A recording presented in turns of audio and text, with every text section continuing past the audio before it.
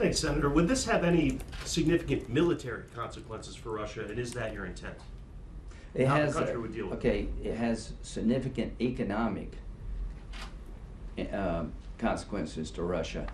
Russia is the most exposed enemy that we've probably ever faced because they have a single source of revenue, fossil fuels. Their banking industry, you know, they do other things.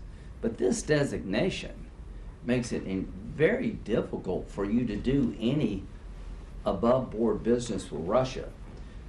We have Europeans have sanctions on Russia. Clearly, they're not getting him to the table, right? Look at who's on this list. Anybody want to go to Cuba, North Korea, Syria, and set up business right now? Probably not.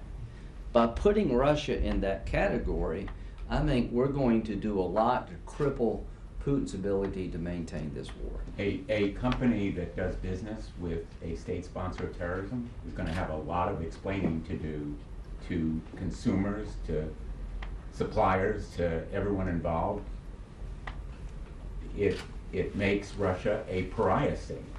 The other thing I want to add here is that this has been practically done is getting these kids back is not something that's just like some distant possibility. Right. If they're really serious about wanting to negotiate peace or come back to the table again, this has got to happen, as I said, before an agreement, or we will be setting, and the world will be setting a horrible precedent.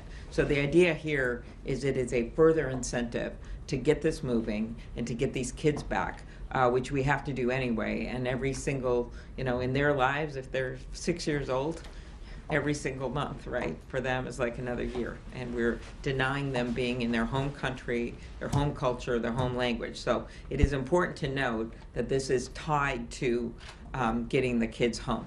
And I will just mention, we spoke to President Zelensky on our last trip about this issue. And I just left a meeting with Ukrainian people who deal with veterans.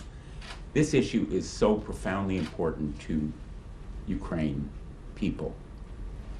If you begin a conversation with Ukrainians, this issue is front and center, as you would expect it would be. Imagine if 20,000 American children were abducted by Russia. The President of the United States would be talking about it every day. In fact, we would have gone to war. These children are more than a number, more than a statistic.